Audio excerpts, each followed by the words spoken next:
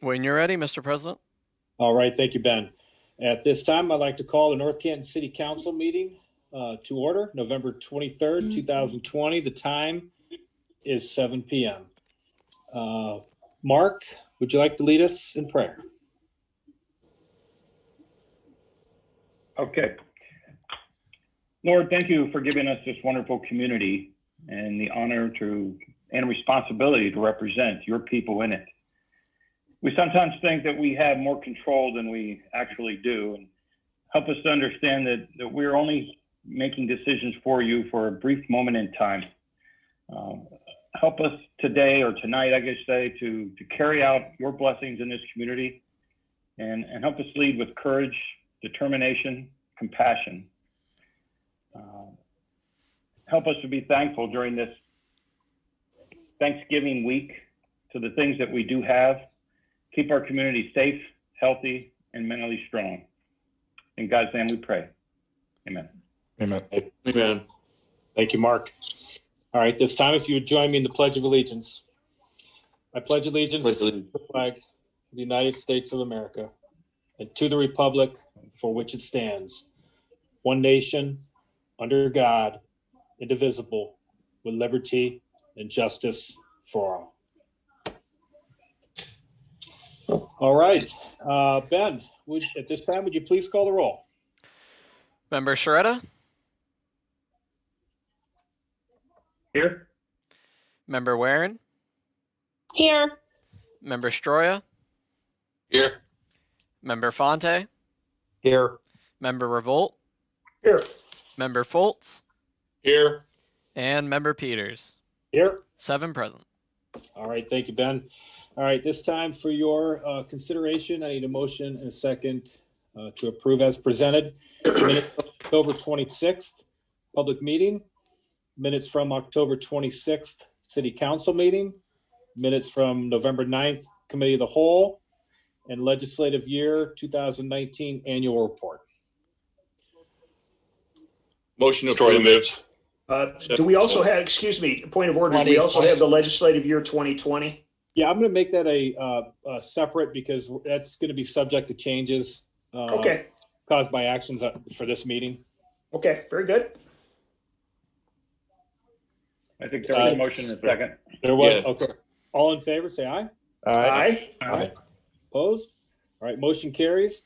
And may I have a motion and a second to approve the annual report for legislative year 2020 as presented, but subject to changes caused by actions of council at this meeting. Revolt moves. Both seconds. All in favor, say aye. Aye. Aye. Opposed? All right, motion carries. Thank you. All right, at this time, we have a presentation on the Dogwood Park plans. Deputy Director Farina. Catherine, the floor is yours. Thank you, Mr. President. All right, Ben's gonna allow me to share my screen here. All right, can we see it, everybody? I see you. Do you now see the Dogwood Park? Not yet. Not yet. Ben, did you enable that for me? Yeah, so you should have a green share screen button Mm-hmm. at the bottom. We should hit that. Let's see, all right. Click it, and here we are. Tell me if you see it now. Looks like it's Yep, starting. There we there go. it is. All right. Yeah. Well, Mr. President, members of council, I am pleased to present a project tonight that I'm very excited to see come to fruition for this community. We're branding this as inclusive fun for everyone coming in 2021. So just to give a little bit of project background, as you all know, we had the park expansion project first introduced to us. It was almost 3 years exactly for the date. It was November 27th, back in 2017, with our then Director of Administrative Services, now Director of Administration, Patrick DiOrio, presented to council the plan for the park expansion project, which included Dogwood Park. Since that time, we've done extensive community research, a needs analysis. We have had site visits to playgrounds all around Stark County, as well as Summit, and even up in Cuyahoga County. We've interviewed numerous parents and children. We have spoken with professionals from our North Canton City Schools, Akron Children's Hospital pediatric specialists, and we've collaborated with several local parks and recreation professionals. So tonight, what I'm going to cover for you are the goal of the project, and then we'll talk about in more in-depth the community research and collaboration. The inclusive playground concept will be shared. And finally, we'll go over the funding, park design, costs, and the timeline for the project.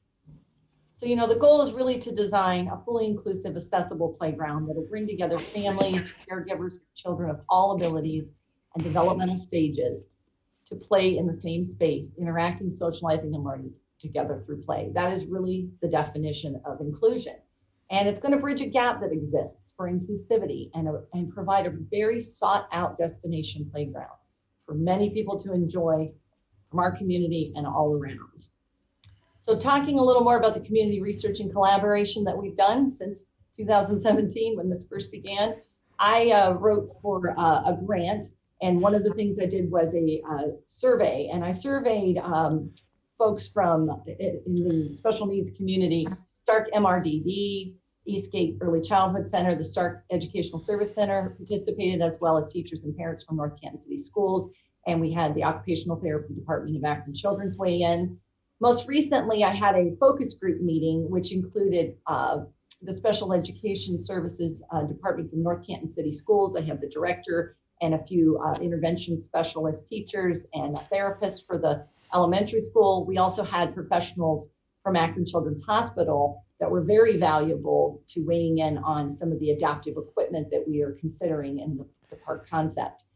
And you'll see some of the Parks and Recs professionals that we've spoken with that have been very involved with their own park expansions. The City of Green Parks Director, of course, we all know the great City of Canton Parks Director, our very own Doug Foltz. Brian Hill, our park superintendent here, has been very involved. We've spoken to Scott Hawes over there in Plain Township, as well as spoken to recreation company, playground company. We have our architects that we've been working with and other professionals in the park renovation field. So inclusive playground design really focuses on the 7 principles of universal design, with play spaces accessible for children of all ages, levels, and abilities. So you'll see here, there's a variety of items. So no matter what the child's interest or ability, you try to meet them where they are and challenge them to grow. So we listened to feedback from parents that we interviewed right out there in the parks with their kids. They wanted parks with things to do for younger to older, from toddlers to tweens.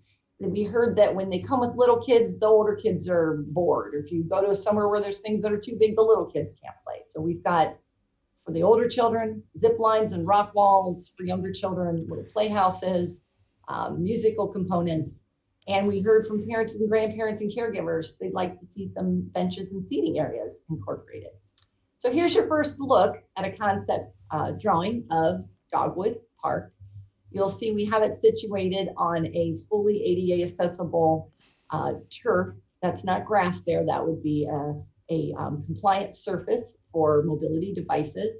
You'll see the ramps, which allow for wheelchair access. They're very wide bridges. There are handrails on both sides. These pathways to all the play equipment should be very accessible to all children. In another view here, you'll kind of see the whole park concept. So this is showing that we have separated the park design into various areas based on feedback. We have a toddler area with the smaller equipment for the littler ones. And then the older children with more challenging equipment with their area. And then we have the swings all together in the back, which include a variety of swings from the very popular zip line to the adaptive inclusive swings and other play equipment. So I'll talk about it a little more in depth here, like swings, the childhood staple, right, on every playground. Well, there's a lot more to it today. So you'll see in our concept design, we have an area where it is inclusive of 10 swings. You've got your traditional belt swings and bucket swings that are for the toddlers. We'll have an adaptive swings on there that'll be comfortable for children using mobility devices that creates a more sense of security. And something new in swinging on playgrounds is connection swings. This is where a caregiver, parent, Therapists working with the child can swing together, and that creates a connection between the caregiver and the child. This allows to increase joint attention for children with autism by engaging with eye contact and facial expressions. So it's a real developmental way of swinging. Another way therapy benefits of play. I mean, it just looks like child's play right on a playground, but there are a lot of very important concepts like in spinning. And it's beneficial to children that have proprioceptive disorders. You'll see in the upper left is a concept design of what is called an inclusive orbit spinner. That's a 0-grade spinner that allows a wheelchair to roll directly on it. And then that creates that equitable and inclusive play where able-bodied children can be spinning on the outside, maybe a child with some special needs can also enjoy. And next to that, you have what's called a Volta inclusive spinner. That has 3 different seating positions and comfort levels for different abilities. So outwardly facing seats are at a transfer height again for a child that would need some assistance with an angled back for secure seating. Inward would be younger children, and in the center seat, it would be for someone that would require more balance and core strength, maybe an older child. And to the right, you'll see room for 25 kids to climb all over is the Rev 8, and that combines spinning, climbing, cardiovascular, a large platform again for children with mobility devices to also transfer onto and play. More benefits here, proprioception senses, balance and core strength. This is what OT and PT therapists work with children. So what looks like just kids play, it's actually engaging a lot of neuromuscular therapy and can be part of a sensory integration therapy for a lot of children. Today, parents may be taking children to a therapy center where they, may have some exercises and then they go home and there's really nowhere for them to kind of get out there and practice that. Well, by incorporating some of these pieces of equipment into the playground, we'll be able to provide that. And we also have, you'll see in the concept that we have adaptive equipment right next to other levels of ability equipment. So then that really provides that parallel play.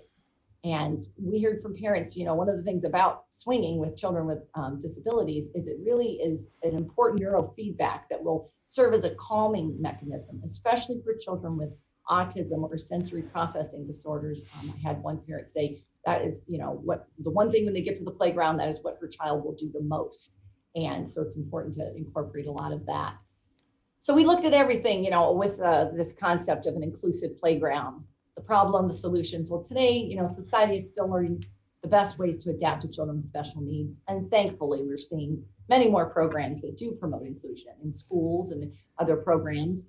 In 2018, the gap analysis survey that was conducted did show a real need for an inclusive park in the area.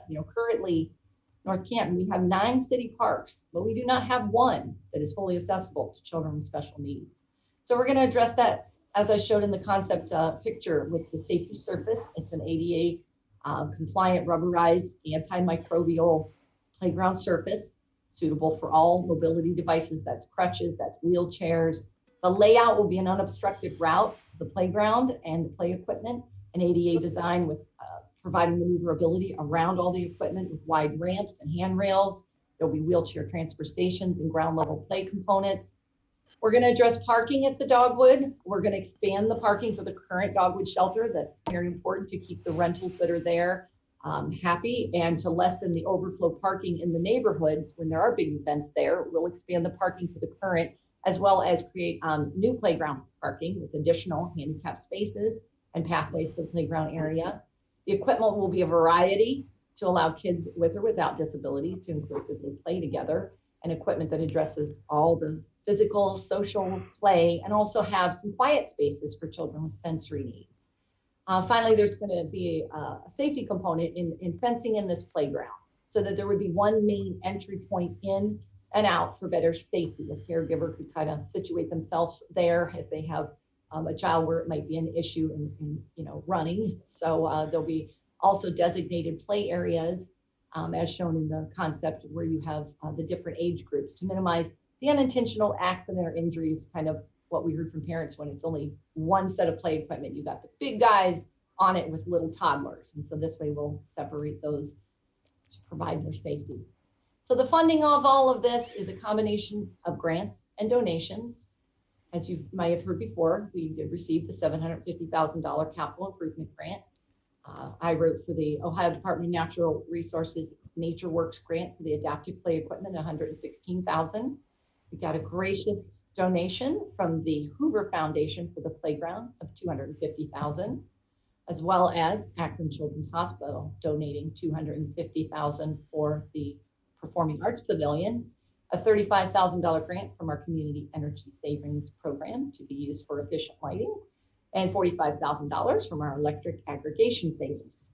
We're also looking to create a donor tree to be displayed in the park area where we could have private donations, community members, anyone, memorial donations. We do get calls a lot. People do want to donate to our parks. Parks are an investment in our community. And I'm going to just put this little note in here. This is a little nice thing happened a few weeks back. A gentleman came into the city and said, hey, I just want to donate some money. His name was Derek Ray. He and his wife, Tara, they own Kona Ice. They love our community. We do a lot of business in the summer. And he just had $200 and said, here you go. And I told him he'll always be credited as the first private donation. So here we go in looking at, obviously, the existing dogwood layout. So as you see here in the aerial, you can see to the west is where the current skate park and basketball is. And then coming along to the east, you see the parking, which is for the park there. And where the playground will be situated is in the area that the former ice skating rink was at. So you see the big area where there are no trees.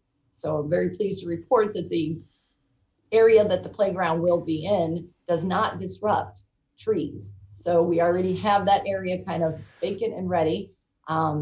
There, may be just one area where in the parking where it looks like a maximum of 2 trees. So that's the existing layout. We'll be going in here to the site layout. So I'm going to take you across this. We'll go from east to west, starting over on the east side. When you head along 7th and then you journey down Orchard there is a Masonic Lodge. Across the street from the Masonic Lodge is just their open space. There's a grassy area.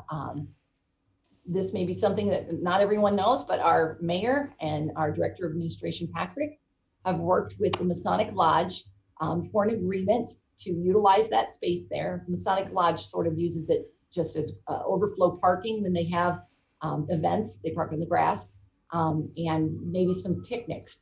So what we're going to do in an agreement with them is be able to develop that and add 20 additional parking spaces in return for us building a small outdoor picnic pavilion, similar to like what we have in Price Park, that they would be able to utilize and we would be able to utilize as well. And there would be a pathway from that will take you right over.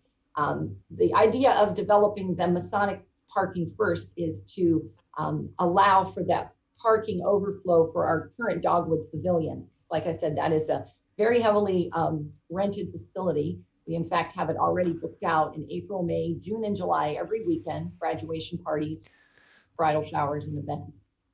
So we will want to preserve that because we will be taking up the parking where you see the 40 spaces. Right now, we only have about 22, so it's almost doubling that, which will be very beneficial so that the neighbors in that area aren't experiencing that overflow parking on the streets. So then in addition, we'll have another 22 spaces of parking, which is closer to the playground. Again, pathways to that. There'll be several handicap spaces, both closer to the playground and in the other parking. There's the playground layout, as you'll see at the 2 designated areas, the bigger and the younger, and then towards the back is where the swings and the zip lines are. The little red square is a current pavilion we already have out there. We're going to maintain that picnic pavilion for people to drop off, picnic baskets and such when at the playground. And then as you head further over to the west, you'll see there's in the concept an idea for where the Children's Performing Arts Pavilion and additional parking for that pavilion may be located. Catherine, Oh, yes. you're confusing your west and east. Oh, I'm sorry.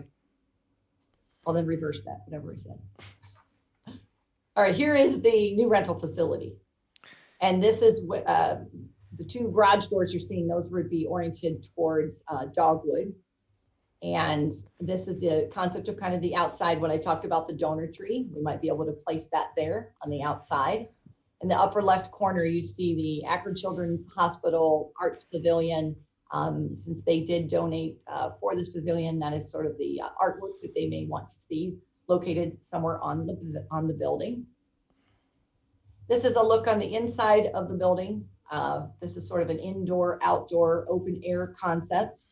So if you see the garage doors where they're opening up, that is actually looking out. You can see the volleyball net, which is currently in that space where the playground would be. So it would be able to look out towards the playground. Lots of light and natural light coming into the building. Here's an example. Now note though, we would only have 2 garage doors. This is an example of a facility that was constructed by the architect that we were using.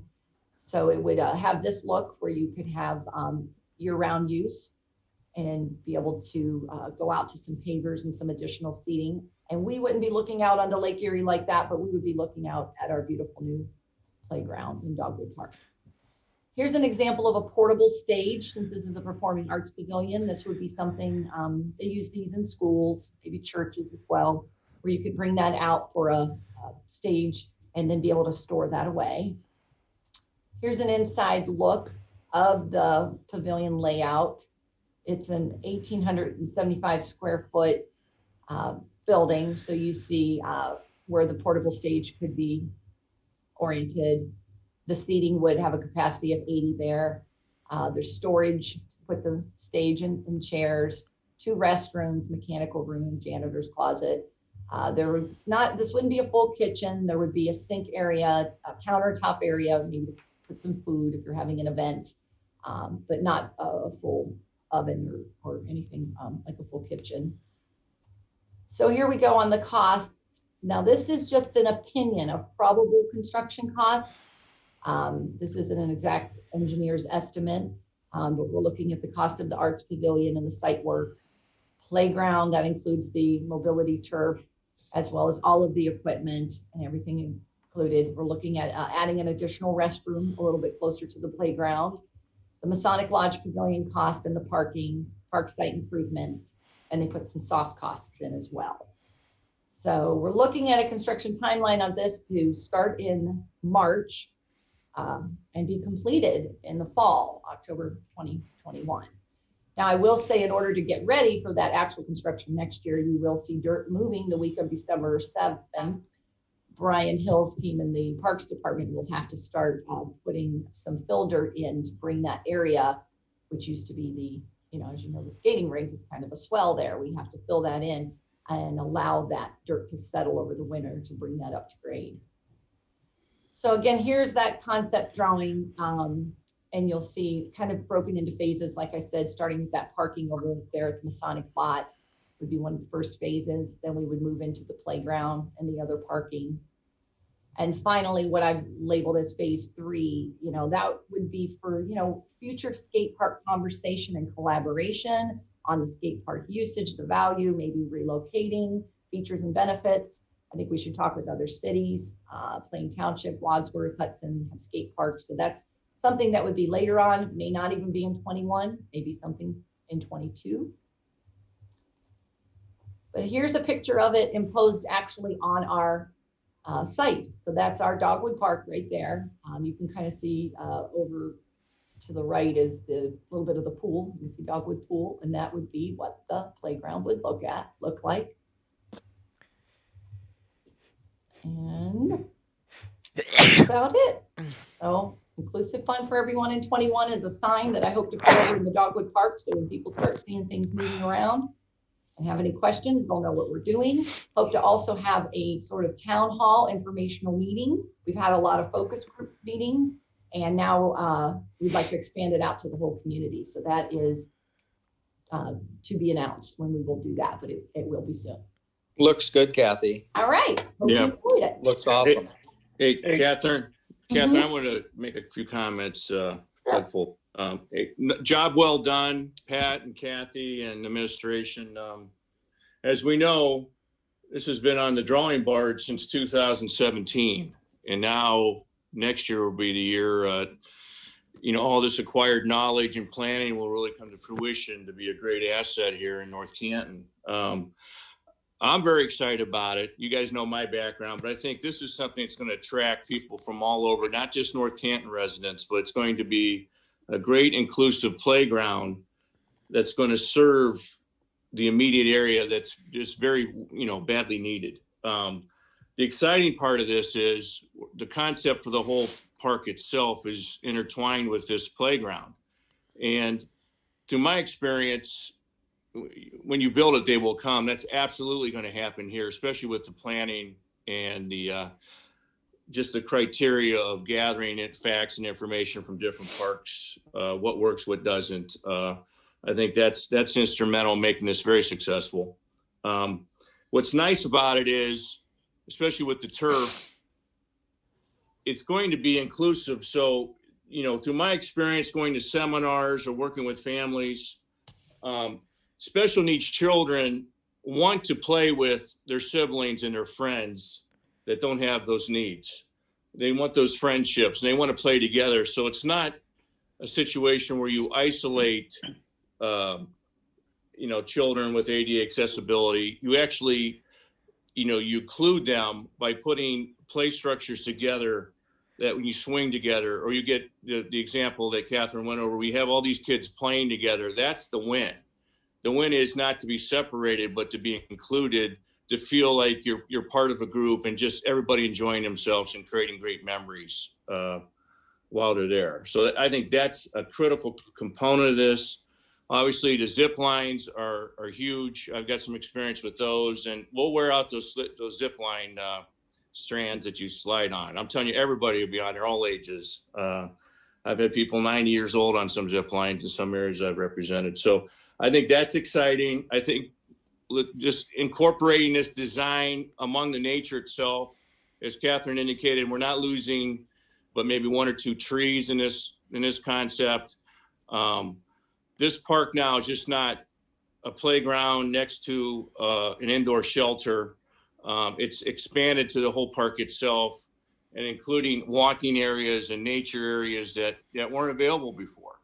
So I think that's a critical component of this also. One of the main positive components is, I think, through Catherine's work and Pat's work and just the community rallying around this corporate community, to my figures, I think you've raised close to $1.5 million. Nothing's coming out of our funds yet on this, other than maybe our expertise with Brian Hill and some of our workforce to get involved with the great work and wherever they can help. I think that's the win too. When you collaborate, you should use your workforce as much as you can towards any of these projects. So those are all great wins. And as Catherine indicated, if we get to phase 3, everyone knows, I think, my feelings on the skate park. I helped put it in years ago. It's probably been 16, 18 years. But I think if that phase 3 happens, we need to look for a new location for a skate facility structure or some area in town that's going to support that. So I don't want to put the cart before the horse too far. I think it starts with phase 1 and phase 2, but as Dominic indicated, job well done. This is an exciting thing for North Canton to have this going, and it's going to be one of the best inclusive playgrounds in the state. So I'm looking forward to moving this forward. Thank you. Hey, it's Stephanie. First, Doug, thank you so much for your expertise and all that you shared. You've been doing this for a long time for different areas, and so what the it spots are, what we're supposed to have and do. And for you to just say all that is amazing, and a huge plug for North Canton. I have a nephew who has Down syndrome, and my sister-in-law always said, I can't find parks where my other son and his friends can go, and I can take Henry because of the different, adaptability things that they all need. And so thank you for pointing that out. I think you're right. People will come far and away to come to this park. I remember when a new park hit, whether it was Louisville or Green or something new in Kansas City, people come. So that's amazing. And I saw Kathy this morning, and to see her excitement with all the work boards, and the work and the effort and the time that she has put into these is amazing. So thank you to Kathy for doing all this, and for Pat initiating this. Like Doug said, in 2017, and getting those funds and being really able to keep those funds moving and keep rising. So thank you for everyone. I think this is just huge and a great win for North Canton. Thank you, Hey, Doug. Kathy, Thank you, Stephanie. couple of things, Kathy. Great job. I love this all-inclusive thing. This is wonderful for our community. A couple questions. What age does this go up to? What age? Yeah, where are we at with this as far as, how high does this thing go before, there are no, do they have that kind of, I don't want to say, each one of these toys? I mean, how far do they go up, these playgrounds? Do we have that kind of thing, or is there? Yeah, they are all separated into age levels. So like the toddler area is age 2 to 5, and then you have some pieces that'll say 5 to 10. There's actually signs that will be in certain areas that kind of say, Okay. What age ranges they are. Then like what Doug mentioned on the zip lines, if you go to some popular parks around the areas, zip lines are, something that are so popular. Parents do want to get on them. Teenagers love them. Yeah. So I think that, it's like swings. I mean, I still get on a swing in a park. So I don't know, what age can you go up to? I think Patrick will be on the zip line. The mayor will be on the zip line. There's a weight limit. I think I exceeded. I don't think so. Dominic, It's I'm going 245. to race you. Dominic, I'm going to race you on the zip line. There's two of Okay, them. no problem. Stephanie and I have a race too, I'm sure. Yeah. And as far as the phase 3, I don't know how far you got for that, but what do we see that pavilion being used for? Well, the children's pavilion can be used, obviously performing arts is something that we wanted to really promote it for and incorporate. Akron Children's Hospital, when they gave us the wonderful donation, had also asked about it being maybe a meeting space that they could utilize.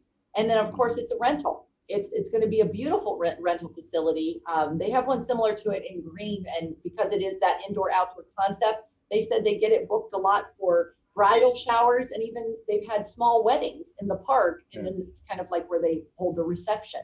So it's really inclusive of any event that would be interested in having something there. And that brings more revenue again to the city. Our current shelters are so popular that they are booked year round. And we're constantly having to tell all of the graduating, families they can't have their Hoover graduation at the Dogwood shelter. It is booked out, a year in advance every single weekend. So this gives a second place for those events. Good. I was just wondering because it didn't have a kitchen to it, and sometimes that limits things. That's what I was asking about, that type of thing. And also, we need to move on, looking ahead to getting the roads all fixed up and nice and pretty, because this is where a lot of people are going to come from out of town. Or it already is probably the highest area that people come out of town because of the high school, because of football, because of the girls softball, because of the pool. Right. We need to get. I don't know how far we are with plans for crosswalks and a little bit of our lighting and brick. I think that would be a great next step because this is where everybody's going to be. So we need to start looking ahead for that kind of thing too, to really dress this thing up. I agree. And I hope that we are able to really get a lot of community support of this with the donor tree, and be able to have additional funds to put in, additional benches or water fountains or, different amenities that will make this even nicer for everyone to enjoy. Great job. Thanks. Catherine, I won't echo what everyone else said, other than to say I'm very excited about this, and job well done. This is really nice job. And Patrick, thank you for your work early on in getting this off the ground. I think this is going to be a huge asset for the city of North Canton and our park system. So I'm excited. Well done. Thank you. Thank you. Okay. Anyone else have any questions? Oh, Catherine, I do have one question for you. Yes. On where the current parking lot is and the current restroom, is that current restroom going to stay as well? We're just thinking about possibly adding another one back by the playground. we've spoken to Brian Hill about that. The current restroom, I guess, is in pretty poor shape. I could discuss with him again about maybe what it would cost to kind of renovate it. But we were looking if we built a new one that we may not need that one. And we do want the new one to be a little closer to the playground because that's quite a distance from where the old one's located. Okay, I just wasn't sure if that was for replacement or an addition. Hey, Kathy, can you email me your little presentation? Maybe I can excerpt some of it out. Sure. All right. Anyone else have a comment? All right. Again, Catherine, thank you so much. Thank you. Moving on, where are we at? Okay, recognition of visitors. Ben, do we have anyone speaking tonight? Yes, we have Mr. Larry Tripp. Okay, just a couple reminders. There is a 5-minute time limit, and that we ask that you be respectful and professional. In other words, just be kind.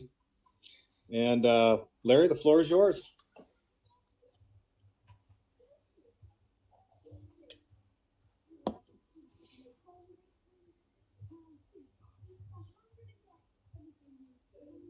And is Larry on mute? He's not on mute. Mr. Tripp, are you there?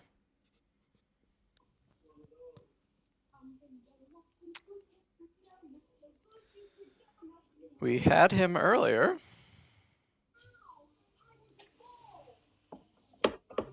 Does someone want to text him or call him?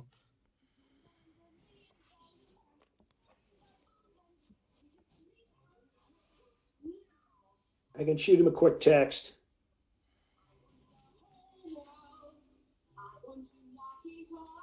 Mr. Tripp?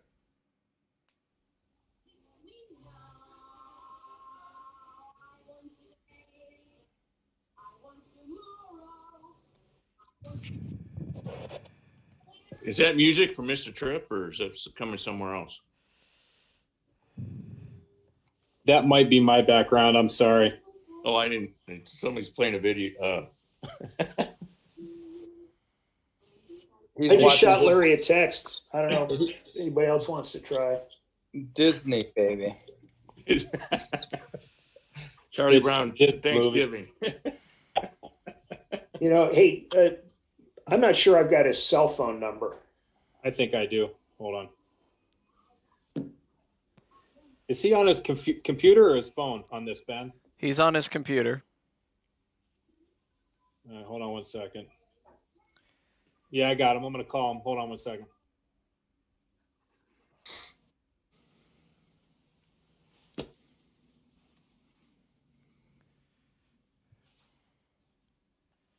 Is Catherine still on? Yeah. I've got a question real quick. The donor tree, do you have any more information about that yet, or when it'll start, or amounts or anything like that? No, we haven't finalized those details. There's a lot of options. Obviously, you can have different leaves of different colors, silver, bronze, gold, different amounts. There could be rocks at the bottom if somebody wants to do $5,000 or $10,000. So we're still kind of working that through. If you have any ideas, we'll take them. Yeah, I think that's going to be huge. I can't. We'll get that going soon because we get calls quite frequently to the city when someone, maybe a loved one's passed away that really loved our parks. Grandma always walked in Price Park. I want to give some money, and we just don't know where to put that money into something. And now we will have something. Fantastic. Amazing job. I'm blown away by that. Thank you. All right. I just sent him a text. Larry, you there? He says that his computer is telling him he's muted, so I'm going to try All right. Administratively muting and unmuting him.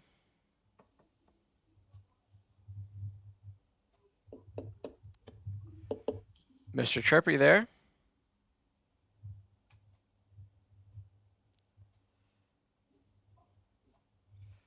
Okay, let's try something else.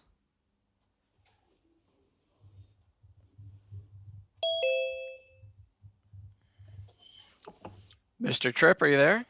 Yes. There we go. All right. This happened 2 weeks ago too, Ben. I'm sorry about that. I don't know My system says you were unmuted. Yeah, I hadn't touched anything, but anyway, you got it fixed, so thank you. Am I still live? Yes. Okay. Do you want me to begin? Yes, sir. Larry Tripp, 1127 East Maple Street, North Canton, Ohio. On tonight's agenda, I note ordinance 55-2020, DORA, reappear for its second reading after being tabled for approximately 5 or 6 weeks. It has now been over 2 weeks since each member of council, as well as the mayor and city administrator, was offered an invitation by me to meet, see, and hear my opposition to Bacto Street being the most southern point for DORA boundaries. As of this date, only 2 have responded, and as such, a special thank you to Councilman Fonte for his call. This call to render me an apology came just 2 days after the passing of his mother. Yes, just 2 days.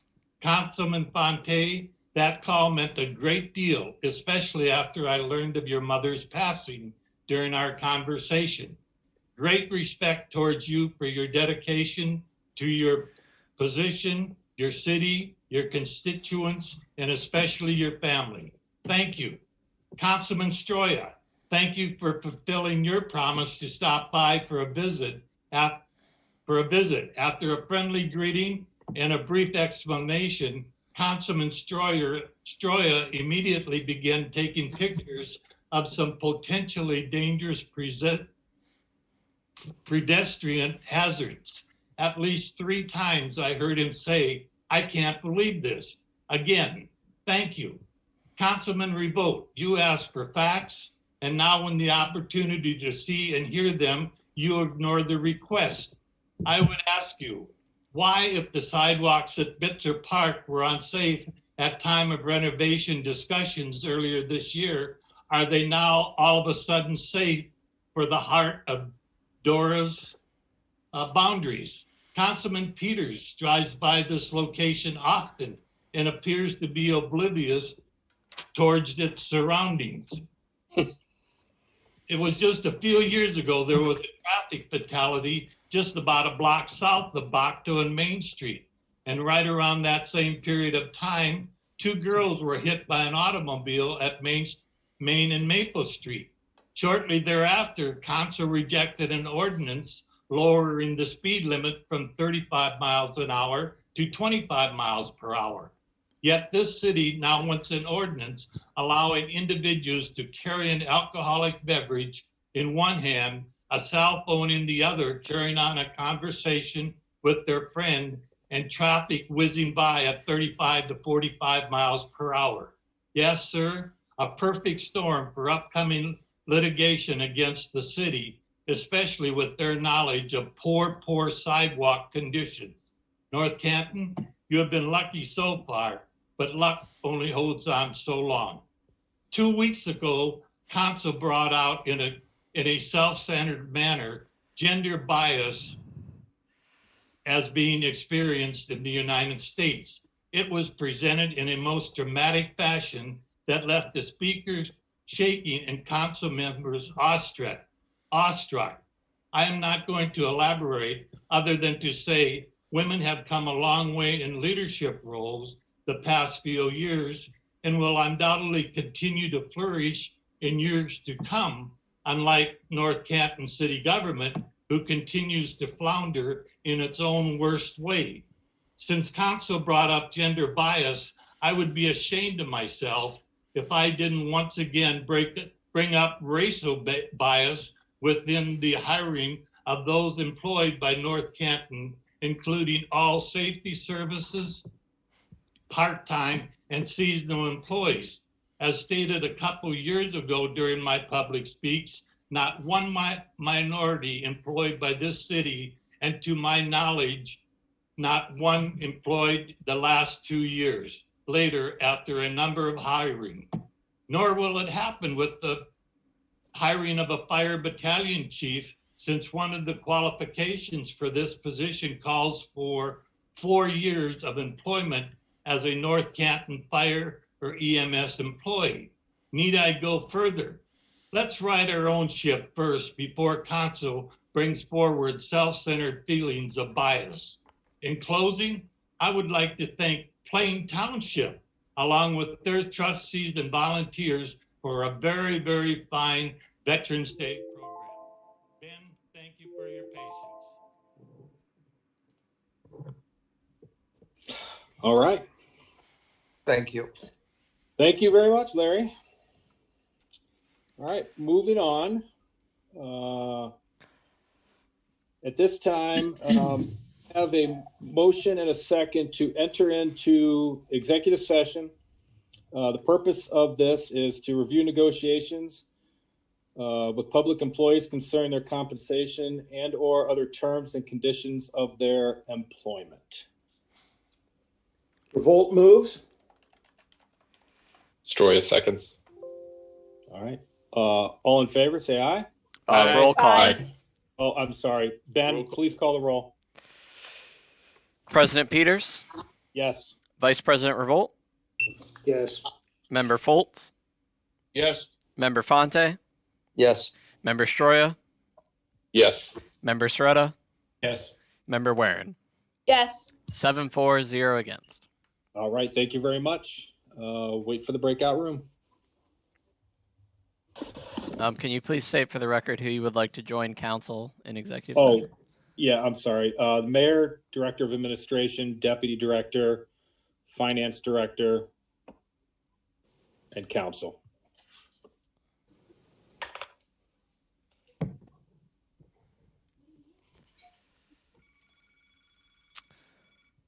All right, the breakout rooms are opening up now. To everyone watching this stream live, the stream will now stay on this page until such time as Yeah, council but they did returns from this executive one other session. time not long ago.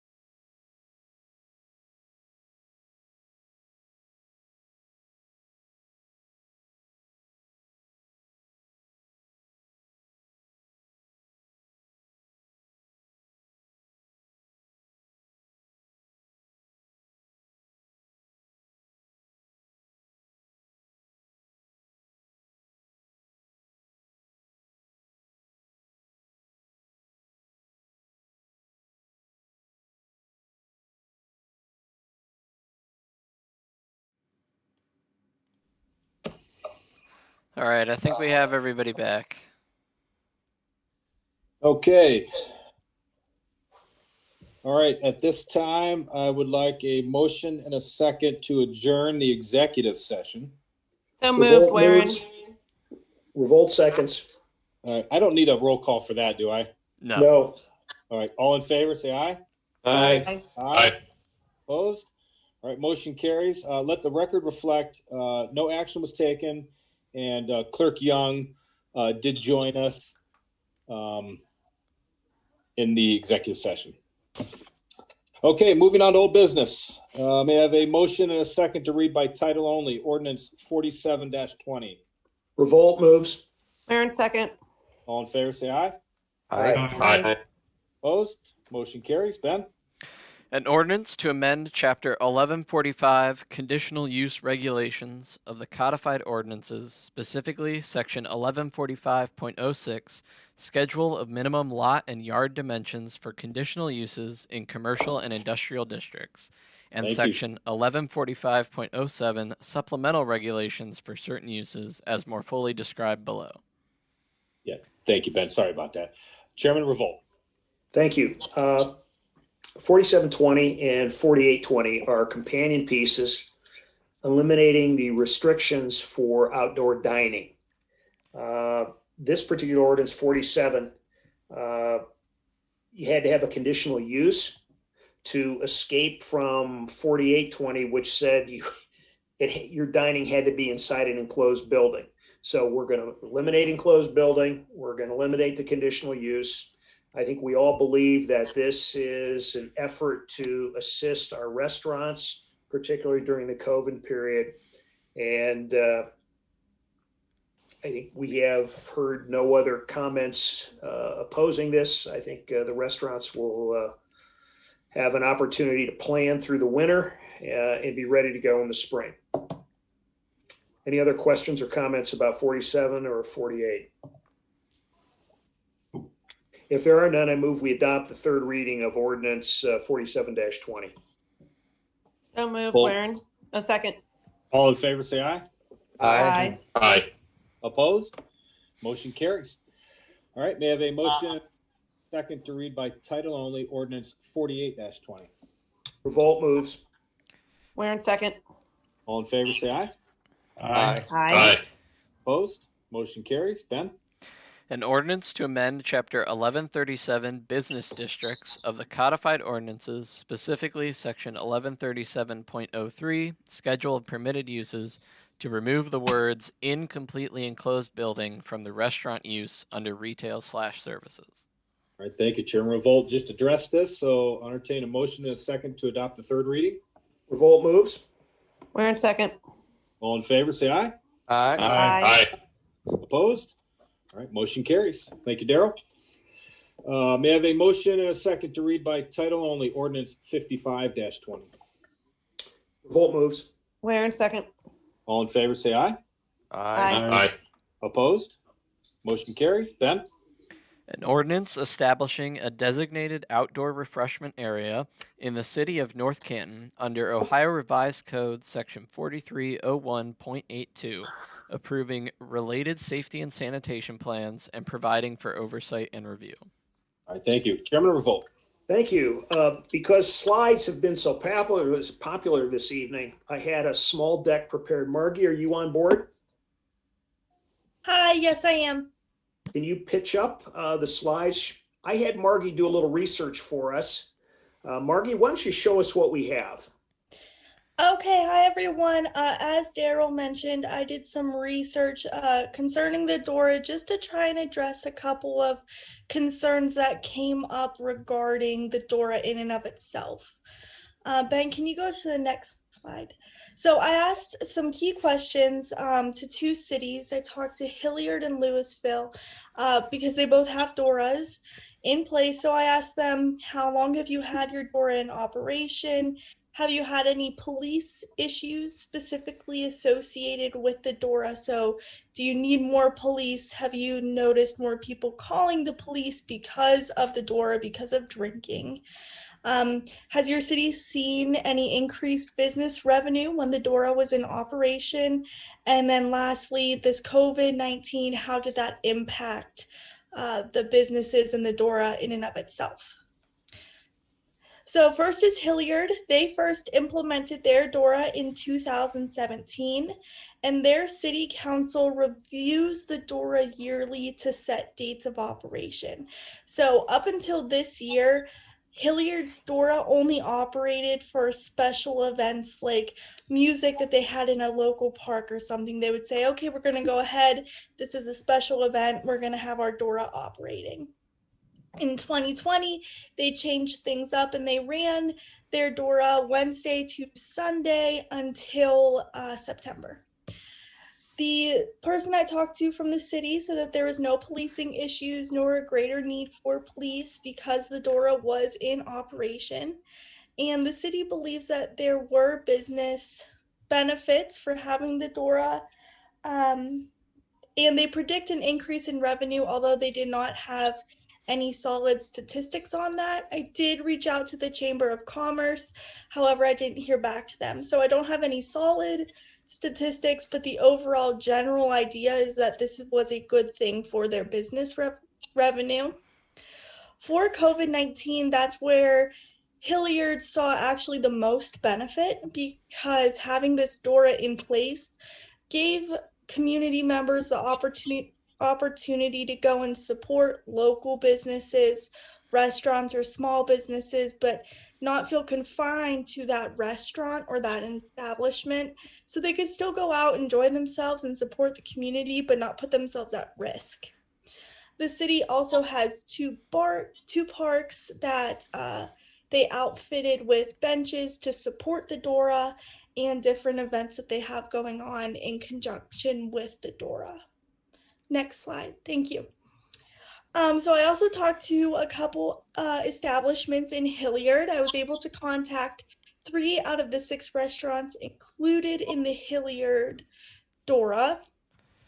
All establishments reported an uptick in business during the DORA operation.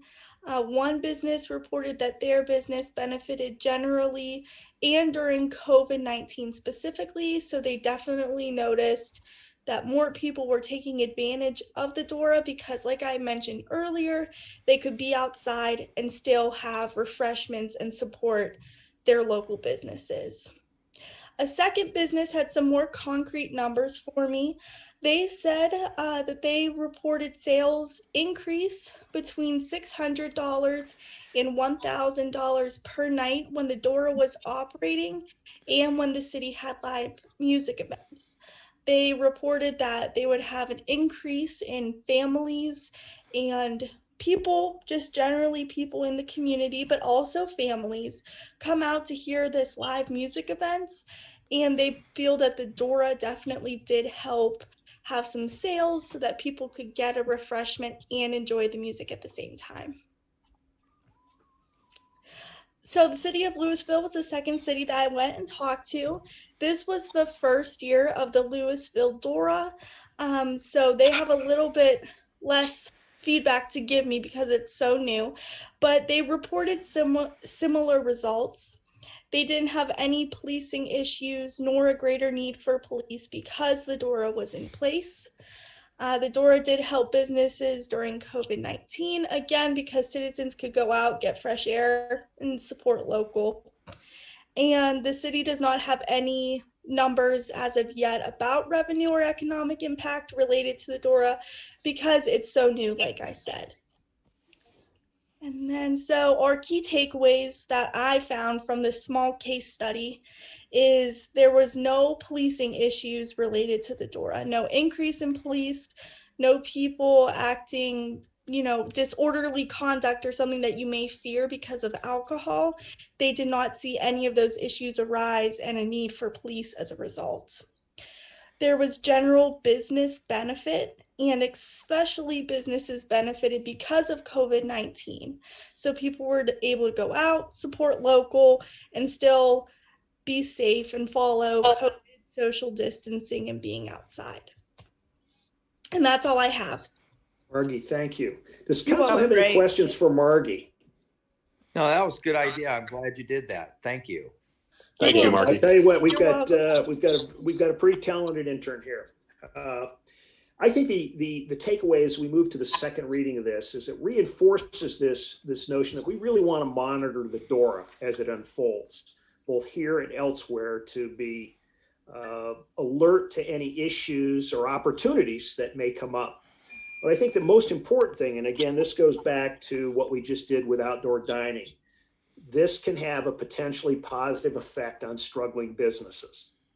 And I think if the beautiful thing about the way the legislation is written, is you notice in Hilliard, we can tinker with this once we get it in place and it's fully operational. We can tinker with this operation down the road if we need to make some in-course adjustments.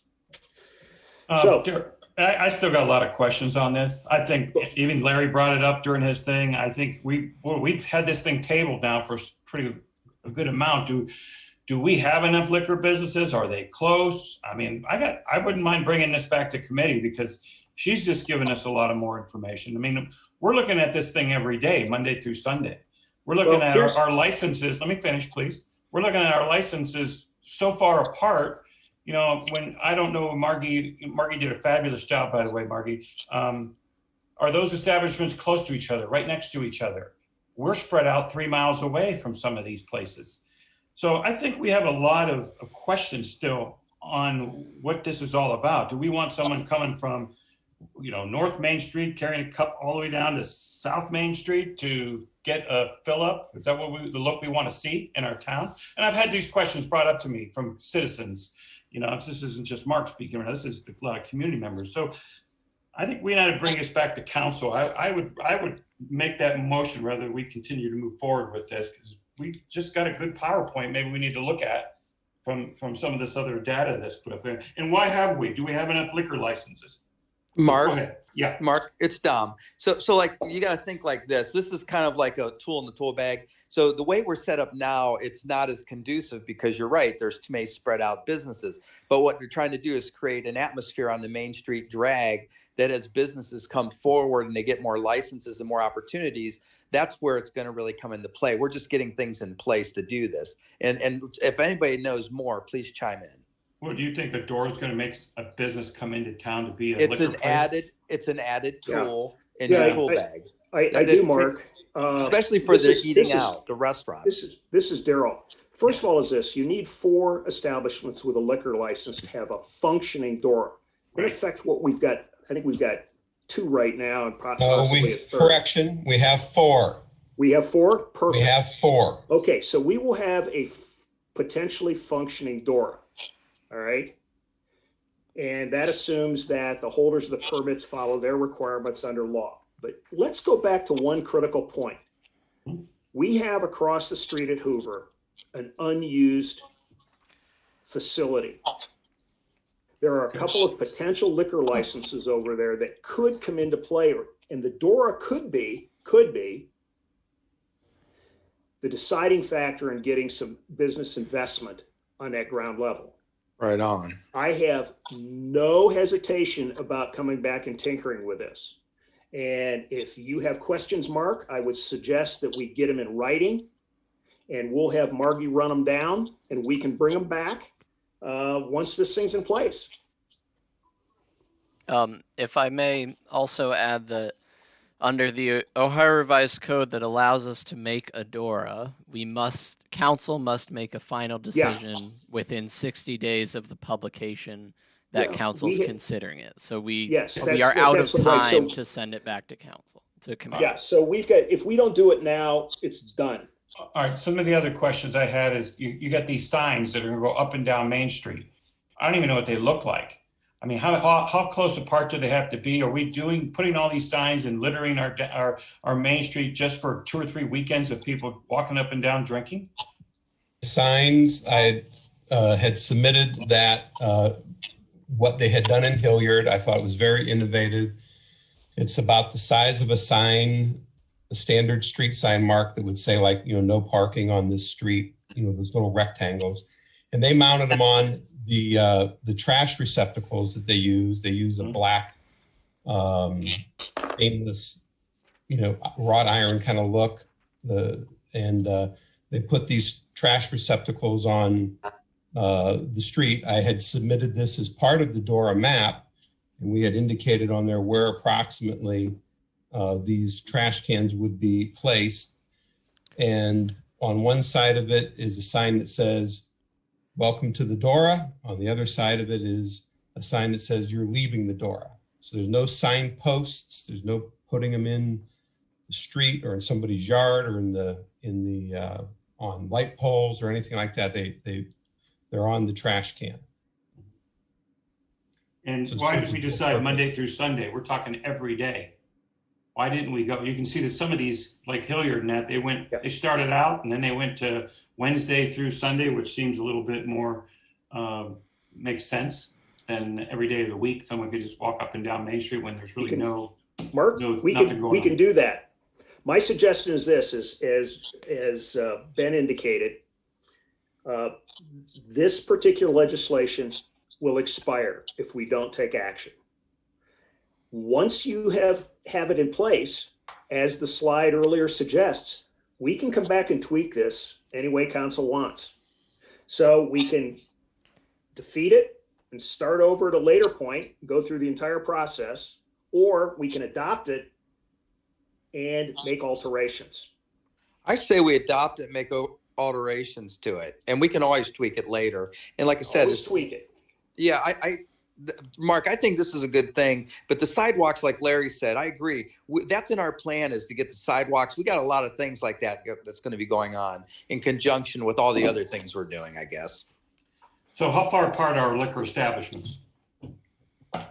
You have one at Elrin Cone, one at Pav's, what was the Main Street Grill, and Mama Gazzardi's. Those are the four. And 3 hanging over at Hoover, correct? Those are 3 that are in a holding pattern. The ones in the holding pattern don't count as part Right. of That's right. the requirement. But the DORA could It's an enhancement. precipitate one Yeah. of them, correct? Yes. Thank you. The thing is, the guys, the way I look at this is I don't really see people just walking up and down the street. Like, I see people just hanging out like in the little area, the parking lot, or the outdoor dining, and, different things like that, until there's more people that show up. And I know there's coffee shops coming. There's a lot of cool things that are happening, that are coming. But we just want to have our tool chest filled. So like we said, if something happens, the Hoover District could be a nice spot, like what Daryl mentioned. We just want to make sure we make it friendly for businesses to come. And I can't wait to go to Main Street's new place, the Hoppin', the Howling Bird. If I could add something that I didn't mention earlier, but it goes off of what Dominic mentioned. So one establishment did report that they mainly saw good use out of their DORA, even if they were just able to get people a drink while they were waiting to be seated. So they were able to increase their sales. People weren't traveling anywhere within the DORA, but they were able legally to go ahead and give them a drink, get that, $10 for that drink, and then seat them at a later time. So it's little things like that that also contribute to the benefit. That's how I Thank you, envision Marty. it, honestly. Good point. I say it's a good thing. I think we should rock and roll with it. All right. And Mark, let's try to get a list of the concerns, and we can come back, and this is only the second reading. If the council's pleasure is to get the thing in place, we can tinker with it. Okay. And if you find Wednesday through the weekends better, then that's what we do. Yeah. Or in the summer or something. I don't know. You could just start out special events. Yeah. Yeah, just like that's a that good one point. group, to me, that makes a lot of sense, rather than just open that thing up for anybody who ever wants to just go from one place up North Right. Main to the other. Well, again, I got a funny hunch we're not going to see a whole lot of people wandering I around. don't think so. But what No. it's really going to do is give El Rincon, for an example, an opportunity to put some tables up in its front yard. And as Margie said, while people are waiting, they're lined up, they can go out, they can have a beer and wait. Chips. Same Chips with and beer. Mama Gazzardi's. I don't see people, frankly, wandering down Main Street carrying a drink.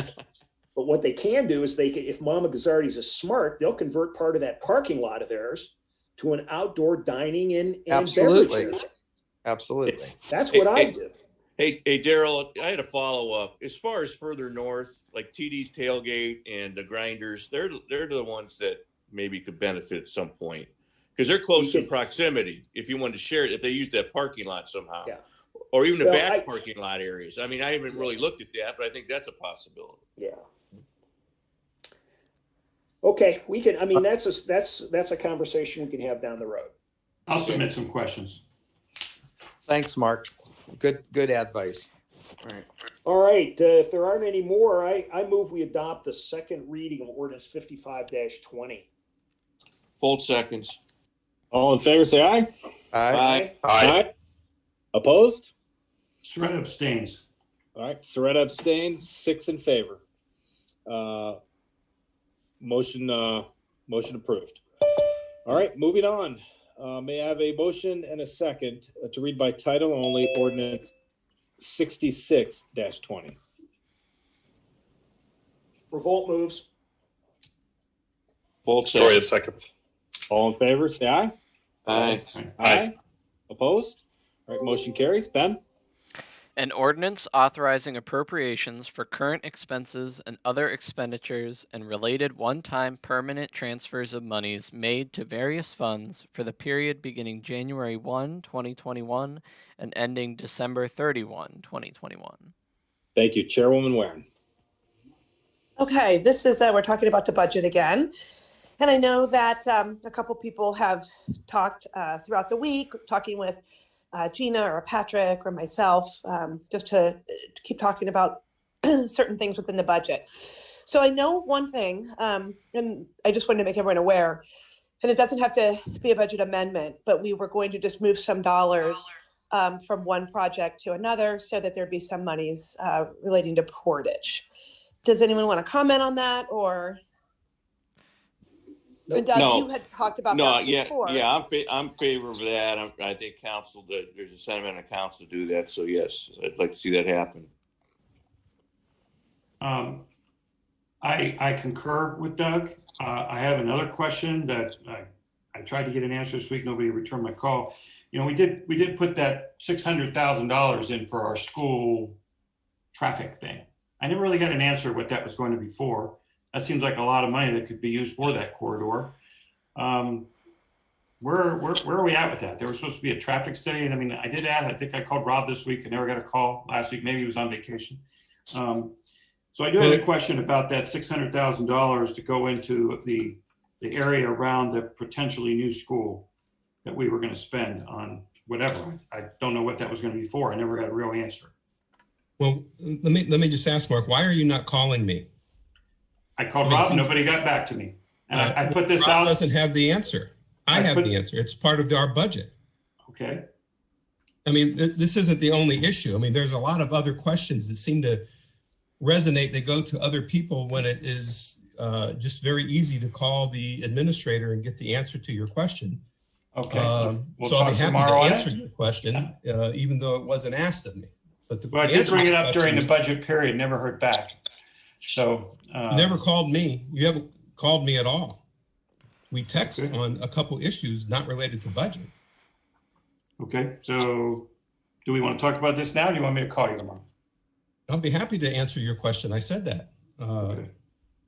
So yeah, this is for the Charlotte Portage project. There is the likelihood that there is going to be acquisition of property along that corridor, and in order to be able to acquire that, we need to appropriate some money for it. And that could happen in 2021, or it could happen in 2022, depending on how all that process goes. But first thing is to make sure that there are funds available to do it in the event that we have to go to a legal route. That is one question that will be asked, is this something that the city has funded? Okay. So it encompasses, starting on Orchard and heading west on Charlotte, crossing Main Street, looking at Charlotte there, and then all the way down to the 5 Points. That section there's going to likely be the need for property to be acquired for this endeavor. Some of that relates to Diebold, some of that relates to the school, some of it just, if the school wasn't doing it, we would still want to clean up the intersection of Main and Charlotte on the west side of the street, just as we did with the West Maple and Main intersection last year. I believe that was, we did that project where we added some turn lane over there and cleaned that intersection up. We had a traffic and pedestrian safety issues there. That's what we would want to clean up there, whether the school was going to be there or not. We have issues with the kids from the Y Care crossing over to the playground and various traffic being backed up and the like. Yes, there is a traffic study being done. It's in the works. Right now, we've engaging AECom out of Cleveland to help us with that, in addition to another company out of Akron. They're working jointly. The name, I'm having a brain freeze right now. I can't think of the name of the company. It'll come to me, but GPD, there it is. So GPD and AECom are putting this together so that we understand what is happening from a traffic standpoint, not only at Charlotte and Main and Orchard and Hillcrest and Portage, but also on Ream and then over on the Claremont Maple area as well. Okay, thank you. You're welcome. Doug, I'm all for your more money too, by the way. Appreciate that. Okay. If there are any other questions or concerns, I move to adopt. Second? All in favor, say aye. Aye. Aye. Aye. Opposed? Okay, motion carries. All right, may I have a motion and a second to read by title only ordinance 67-20? So moved? Warren, second. All in favor, say aye. Aye. Aye. Opposed? All right, motion carries. Ben? An ordinance amending Chapter 155 Personnel Regulations of the Codified Ordinances of the City of North Canton, specifically Section 155.04 Compensation, subsections F and G, to adjust the titles and maximum compensation rates of certain public employees. All right, this is the third and final reading. We've discussed this in detail. Are there any other questions or concerns? All right, seeing none, may I have a motion and a second to adopt the third reading? Revolt moves? Full Warren, second. second. All in favor, say aye. Aye. Aye. Aye. Opposed? Soretta opposed. Soretta opposed? Motion passes 6-1. All right, on to new business. May I have a motion and a second to read by title only ordinance 48-20? Revolt moves? Warren, second. 68. 68, yeah. I'm sorry, 68-20. All right, we have a Revolt motion. moves? Full second. All in favor, say aye. Aye. Aye. Opposed? Motion carries. Ben? An ordinance to amend Chapter 135, Department of Fire and Emergency Medical Service of the Codified Ordinances of the City of North Canton, specifically Section 135.03A, Personnel, to create the Fire Battalion Chief position. Okay. Pat, do you have any further input on this, more than what we had discussed in the previous meeting? No, sir. All right, are there any questions? All right, seeing none, entertain a motion and a second to adopt the first reading, ordinance 48-20. Revolt moves? Warren second. All in favor, say aye. Aye. Aye. Opposed? All right, motion carries. Right, may I have a motion and a second to read by title only, Resolution 10-20? So moved. Warren. Both seconds. All in favor, say aye. Aye. Aye. Opposed? Motion carries. Ben?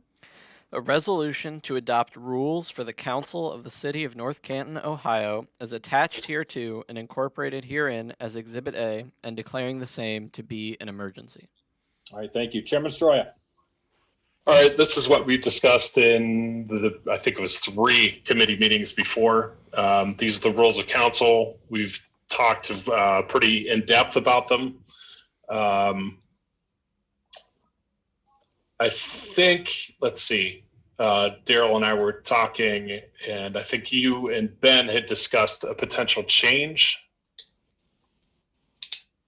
Let's see. Ben or Daryl, if you want to comment on that. Ben, go ahead. I'm not sure which change we're referring to. Please refresh my memory. Well, I think one of the things we are going to do is we're going to revisit our rules section. Speaking before council. I think we have some we want to re-clarify that language a little bit and move it from the codified ordinances over actually into actually make the public speaks a part of our regular rules. Does that square with your thinking, Matt? Yes, that is. Yes. Yeah. Yeah. And Ben and I had a long conversation today about how we protect, how we encourage people to communicate with us, but yet be very clear and precise about what is acceptable dialogue and what is not. Right. So we got a little tinkering to do. Yes, and those changes will be ready, if not on the organizational meeting, then certainly by December 7th. But we have no substantive changes to the rules as they read here tonight. Okay. Okay. Motion to adopt. Revolt seconds. All in favor, say aye. Aye. Aye. Opposed? All right, motion carries. May I have a motion and a second to suspend the rules of council for 3 readings? Revolt moves. Warren second. All in favor, say aye. Aye. Aye. Opposed? Motion carries. And finally, a motion and a second to adopt Resolution 1020 under suspension of the rules. Revolt moves. Warren second. All in favor, say aye. Aye. Aye. Opposed? All right, motion carries. May I have a motion and a second to read by title only ordinance 70-20? Revolt moves. Both seconds. All in favor, say aye. Aye. Aye. Opposed? Motion carries. Ben? An ordinance amending Chapter 111 Council of the Codified Ordinances of the City of North Canton as described in Exhibit A attached hereto and declaring the same to be an emergency. Thank you. Chairman Stroya. Okay, this is the companion legislation with this that we've discussed again in multiple different meetings. No current changes to this. Any questions, comments?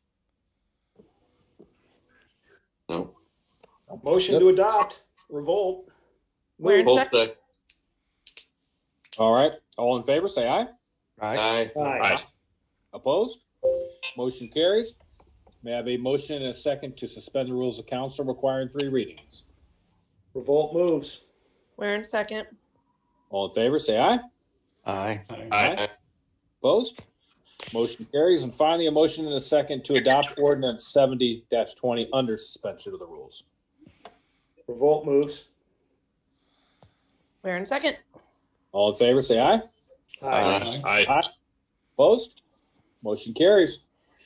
All right, I have a motion and a second to read by title only ordinance 72-20. Revolt moves. Warren second. All in favor, say aye. Aye. Aye. Opposed? All right, motion carries. Ben?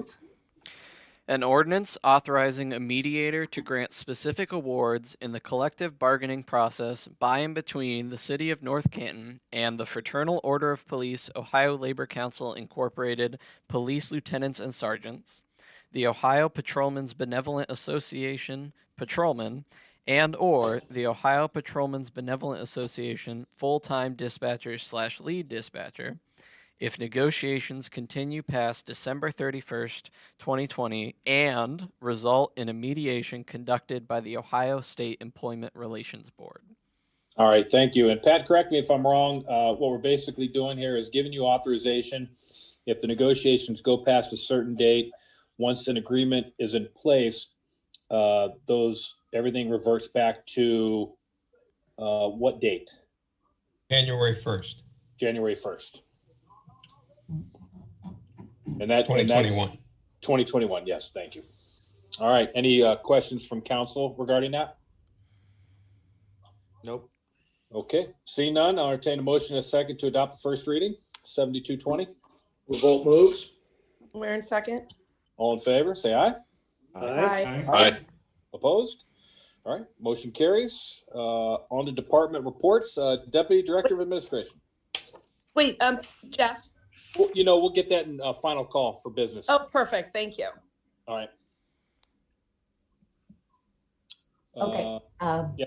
Thank Catherine, you. you're up. Okay, thank you. Thank you, everybody, for the positive comments on the park project. Very excited to move that forward. Operationally, just wanted to say, as you know, with employee benefits, we didn't have any change in plan design this year, but we did change to MMO, Medical Mutual of Ohio. And this switch means that a lot had to be done with new enrollment packets and forms and informing plan participants. So I just want to say thank you so much to our Director of Finance, Gina Alabax. She has done so much with this. We have a new broker. There's new applications, a lot of forms there. Gina did a great job handling a lot of the communication and updating a lot of things and getting things completed. And tomorrow morning, bright and early, Gina and I will be 6:45 in the morning at the fire station, and then we'll head over to City Hall and Police Department, and then over to the Service Center water treatment plant. We're going to meet with all our employees, get out the new benefit packets, enrollment forms, be available for questions and answers. And it's just really great to have finance and admin working together as a great team. We work together for all the city employees. We both serve a role. Obviously, finance, the big role, they pay them. But, over here in admin, we're doing a lot of the important things that are important to employees with their, performance evaluations and new hires and promotions and, we do FMLA conversations. And, we have to coordinate and work well together between finance and admin. And we are doing that. We are a strong team, confidently managing the employee relations together here to build a strong workforce. So just really glad to have her on the team. And that's all I have this week. Thank you so much. Outstanding. Thank you, Catherine. Good luck tomorrow morning. Thanks. All right, Director of Administration. No report, just a comment. I really wanted to wanted to publicly thank Catherine for her work, in everything that she handles at the city. I think, enough of you have seen the value that she brings to the city, and it comes down to that's why we want quality hires, quality performance. She is that 10 times over. And this is how it kind of works is that, I ran with the ball at the beginning, but, council has asked me to go in a different direction. The mayor asked me to go in a different direction, handling a lot of the economic development. And I made that decision 1.5 years ago. Catherine, this is your project now. You run with it.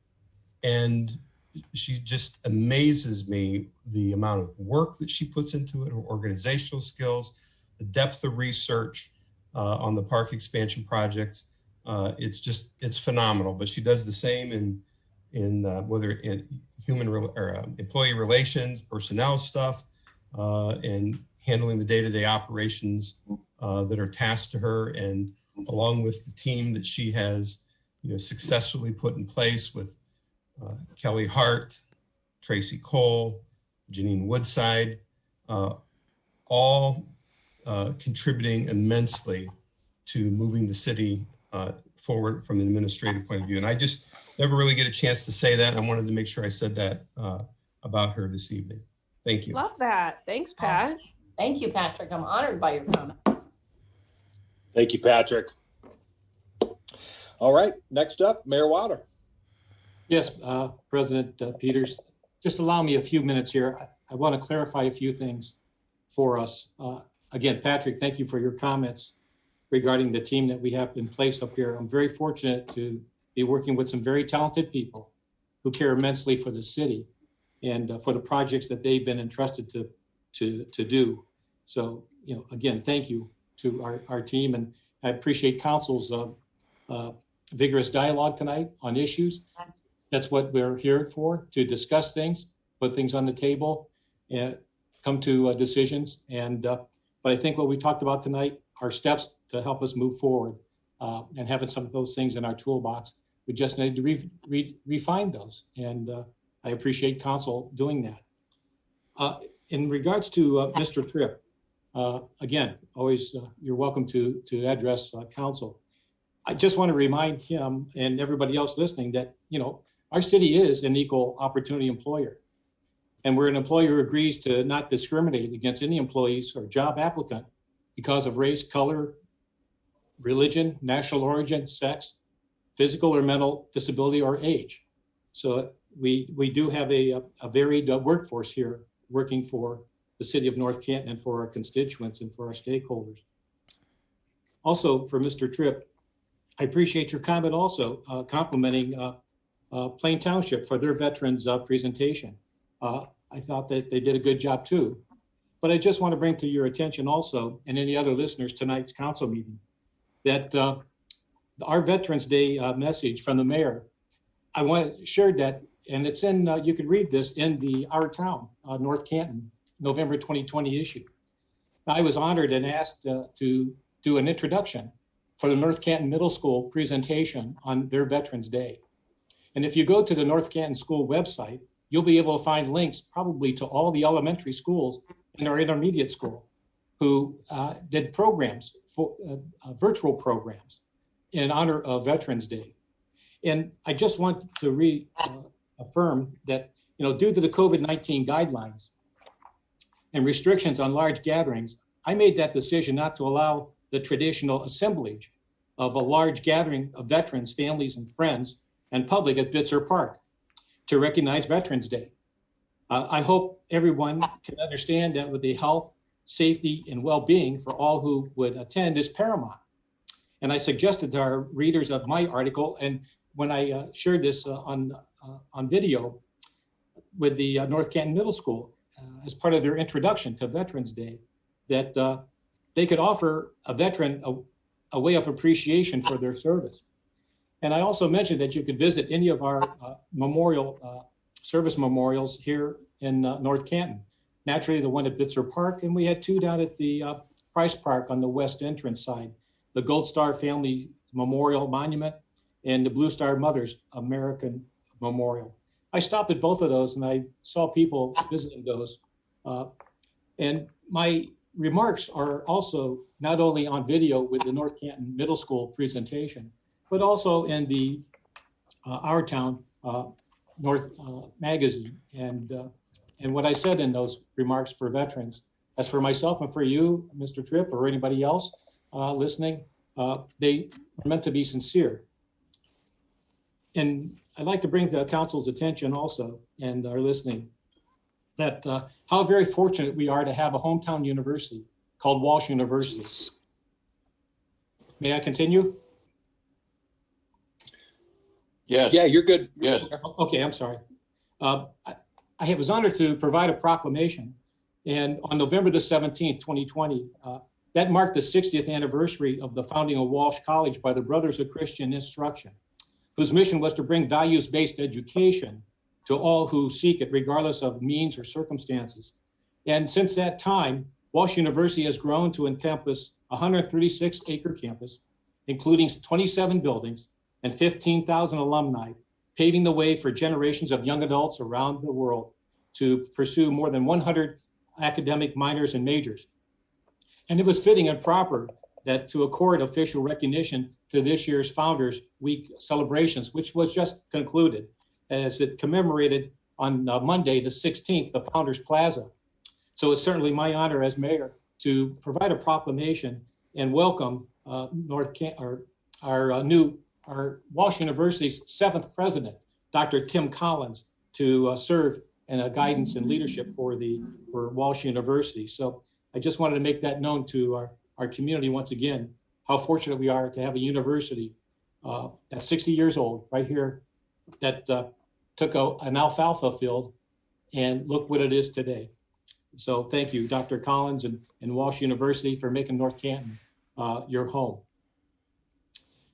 Just a couple of notes. Again, our North Canton Farmers Market, some business here, is Wednesday, November 25th. They're going to have quite a festive time there, and that'll be happening on this coming Wednesday.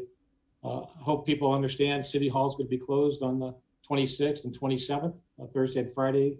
And a tidbit of useless information maybe, but all your trash collection is going to be delayed one day, okay? So those people on Thursdays and Fridays, your trash collection is going to be picked up a little later on. And I just wanted to, again, thank Catherine for her presentation and council's work on working on the budget and all our department heads and the good work that was done to go forward on a full budget instead of a temporary budget January 1st. Bottom line, folks, just have a safe and enjoyable Thanksgiving. Just stay safe and keep well. And I thank you for my comments tonight. Thank you. Thank you, Mayor. I appreciate that. All right, next up, Director of Finance, Gina. Thank you. I wanted to give just a summary report of how the city has spent the CARES Act money, because this past Friday was the deadline for encumbering funds, which means anything that we're going to pay an outside vendor to do, and then anything that was left over from not paying someone else, then we are using to replace our salaries and wages budget for safety services. So for what we've paid the outside vendors, I just thought it would be interesting to share that with council and the public. And so we have spent around, and I'm going to use estimated numbers because we aren't finalized because we haven't paid every last bill just yet, but we will by the end of December, for teleworking. And that includes things like laptops and allowing our employees to continue to work, but they may be working remotely from home. Telecommunications software, such as our OpenGov for our budgeting, our Granicus for council agendas and other planning commission and zoning and all other board of control, all of those meetings, the Granicus software, our Zoom software. So it was around $115,000 that we have spent on teleworking capabilities for our city staff. We've spent about $330,000 for public health, and these are classifications that have been established by the Ohio Governor's Office that we have to report on. So about $330,000 for public health, which means we've improved and cleaned our facilities. We've added or replaced all of our bathroom facilities with touchless fixtures, the toilets, the sinks, the paper towels, the soap dispensers.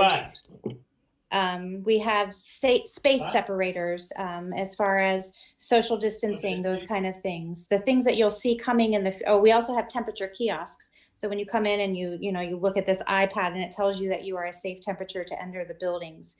The things that are still coming in the next month or so will be the bulk water sales will have a credit card fill station so that we don't have to man that with a person.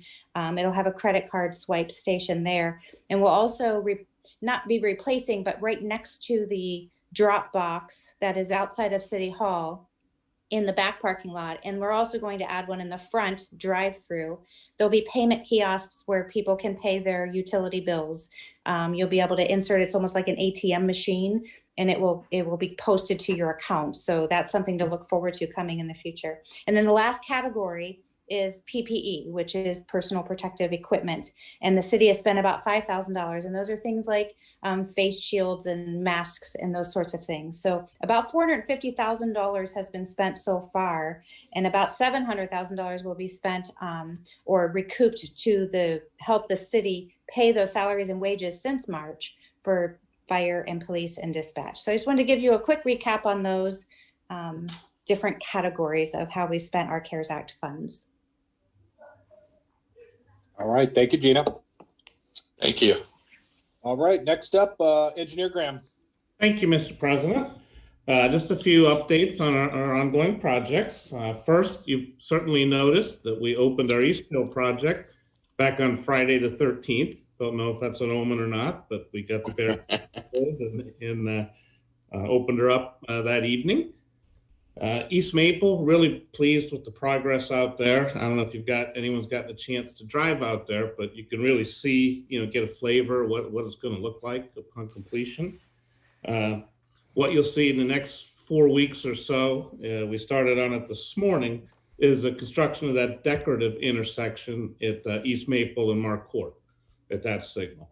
We'll have the red stamped crosswalks and concrete center, like so many other intersections in town. And that's going to look really nice. The one out at Washington Square, I'm really pleased with how that one turned out. And then lastly, we started our Pittsburgh water line last week.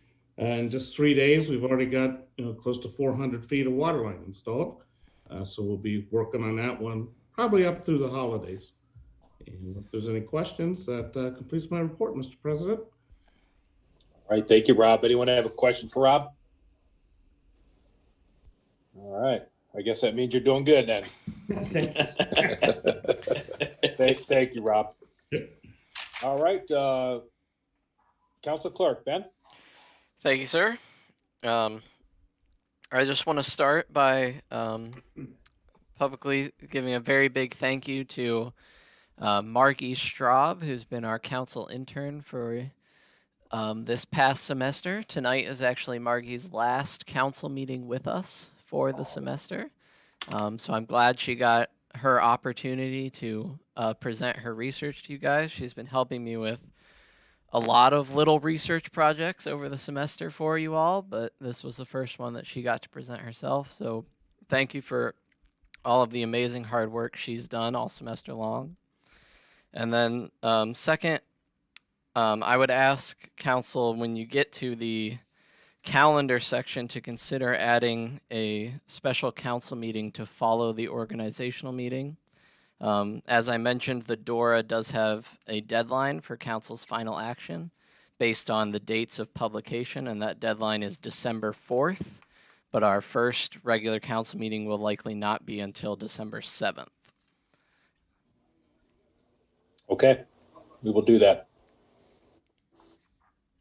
And that's my report. Thank you very much. All right. Thank you, Ben. All right. Council reports. Let's change it up a little bit. How about we start with Member Stroya? Oh, all right. All right. First, I want to say thanks, Larry, for speaking. Made some good points. Thank you, Catherine and Pat, and everybody involved with the park project. That looks absolutely incredible. Ben, thanks for all your hard work on the rules of council. I don't think anybody realizes how much time you really spent on that, and the decodification as well. Very much appreciated. Thank you, Margie.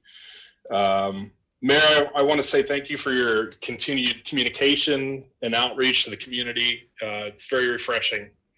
It is very well appreciated. And then it's Thanksgiving, so I thought maybe we could all go around and say what we're thankful for. No, I'm just kidding. Hey,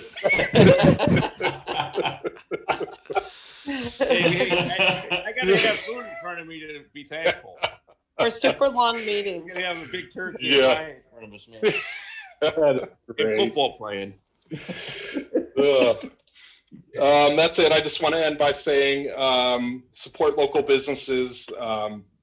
Black Friday is coming around, and it's easy to shop on Amazon, but every local place offers gift cards right around here. So support local. And that's it. Thanks. Great point. Thank you, Matthew.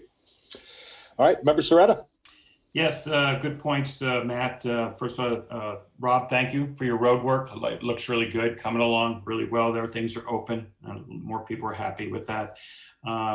Kathy, good presentation, as I mentioned, on the park. Looking forward to seeing how that goes throughout the year and how far we get. Margie, good luck to you. And as you move forward with your next little journey, I'm sure you'll do well. This coming week, well, Winterfest is upon us here real soon. So, and we need kind of all hands on deck for this. We're going to need some volunteers. So anybody who wants to volunteer. So what happens with Winterfest, of course, is a drive-through Christmas tree lighting, followed by 2 other Saturdays after that. It starts December 5th, and it will be manned by a lot of people throughout the community, starting with the library and City Hall and churches and so on. So we could use some help with a lot of that stuff. So if you're interested, get in touch with myself or City Hall. And that is it. Let's all be thankful for a lot of things that we have in this community, and happy Thanksgiving to everyone. Thank you, All right, Mark. thank you, Mark. Member Revolt. Thank you. Margie, as my personal research assistant, I want to thank you and wish you well as you go on to your next career opportunity. I'm not sure council truly appreciates the number of tasks that I've passed on through Ben to her, but she's been a terrific intern for us. I think we have something to be thankful for. And I want to call council's attention to the caliber of the presentations we've had over the last number of weeks and months. You saw Dogwood Park tonight. You've got a personnel chart. You've seen some graphics on Dora. There's a master plan, PowerPoint deck on its way. I think all of this reflects a team effort with the purpose of providing the council with information upon which to base decisions. And I think as we move to wrapping up this year, I think we should express our gratitude for our clerk, our director of finance, the administrative team on bringing these materials to us. I think we're well organized and we've got all the information or if we request it to make better decisions. So I'm grateful as we wrap up the year, and I look forward to next year. Thank you, Mr. President. All right, thank you, Daryl. Member Fontaine. Dominic? I concur with the comments. Hey, I concur with everybody's comments. Yes, it's very true. Very professional presentations. All hands are on deck, which is nice. And we have a strong team, and it's showing as the presentations come forward, the activities are getting done. I know a lot of times, people aren't astute of what's happening. There's just so many moving parts to go into that quiver bag with your tools, right? So that bag is filling up nicely. And I think in the near future, you're going to really see it come to fruition. And all the things that are frustrating, disjointed a little bit are all going to come together nicely. And I just wanted to say thank you, everybody, for your effort. Everybody have a graceful, peaceful, thankful Thanksgiving. Thank you, Dom. Member Warren. Everything has really been said. I did want to thank Ben for the great training too. I think that whole training and what we're going to do with that is going to streamline everything and just make us all more efficient. So thank you for that and for your ideas. And Margie, good luck. Daryl's right. The presentations were amazing tonight and engaging and just top notch and just show where our city's headed. And so contrary to some remarks, we've had a really good council and are moving things more than we have in a long time. And I will always believe in inclusion and equity and diversity. And hey, the more we can do that within our city, Mayor, I appreciate that. We accept all applications and we welcome diversity and we know that we need that to better ourselves and our community and grow. And same with on council. So I will be that advocate if anyone feels bullied in this, I will fight back because I want to know that other people who may be thinking about running for office this year don't feel like they have to take that on council. So that's it. Happy Thanksgiving, and everyone's family stays safe. All right. Thank you, Steph. Member Foltz? Thanks, President Peters. It's all been said. I'm thankful to be part of this council, this administration that moves this city forward very progressively and proactively. So happy Thanksgiving. That's it. Yeah, and I concur. I can't say anything that hasn't already been said. So I will just end my report and wishing everyone a safe, happy, and healthy Thanksgiving. Enjoy your families. Okay, at this time, final call for new business. Member Warren, I think you have something for me. I do. I just had it up. Okay. I would like to introduce legislation to enact an emergency appropriations amendment to move, let me get the right amount, $693,388.94 to, hold on, I want to say this exactly right. In the 219 fund from supplies and services to wages and benefits. Okay. And Gina, I don't know if you need to explain anything or. No, this is the unencumbered amount that we want to use for salaries and wages for safety services. So this is the amount that we are not going to pay vendors, but the amount that we're going to pay back to the city for paying payroll since March. Okay. So I move that the legislation I have just introduced be allowed consideration for a reading without a favorable committee report as allowed under Council Rule 111.06 parentheses C. Okay. Very good. There's a motion. Is there a second? Just as a point of order, this is going to have an emergency clause in it? That is correct. Very good. I will make that motion for a first reading. Okay, and Ben, it will have an ordinance number? If this motion passes, it will get an ordinance number, yes. Got it. Okay. Then you've moved. I will second, Chairman Warren. All right. Great. All in favor, say aye. Aye. Aye. Opposed? All right, motion carries. All right, now that we've passed that, Clerk Young, what number will be assigned to the legislation? 73-2020. Okay, 73-2020, and the amount is $693,388.94. Yep. Okay. At this time, I move to read by title only ordinance 73-20. Revolt moves. Is there a second? Both seconds. All in favor, say aye. Aye. Aye. Opposed? Motion carries. Ben? An ordinance authorizing the appropriation of funds received under Section 5001 of the Coronavirus Aid, Relief, and Economic Security Act for current expenses during the fiscal year ending December 31st, 2020, creating related funds and declaring the same to be emergency. The words creating related funds should not be in there, and I would request that council amend to strike those words. All right. May I have a motion and a second to strike creating related funds from the title of ordinance 73-20? I move that we amend by striking the aforementioned phrase. Is there a second? Second, Warren. All in favor, say aye. Aye. Aye. Opposed? All right, motion carries. All right, at this time, may I have a motion and a second to adopt the first reading ordinance 73-20 as amended? Revolt moves. Warren, second. All in favor, say aye. Aye. Aye. Opposed? Motion carries. And may I have a motion and a second to suspend the rules of council requiring 3 readings? Revolt moves. Warren, second. All in favor, say aye. Aye. Aye.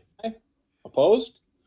Motion carries. And finally, may I have a motion and a second to adopt ordinance 73-20 as amended under suspension of the rules? Revolt moves. Warren, second. All in favor, say aye. Aye. Aye. Aye. Opposed? All right, motion carries. All right, thank you, Steph.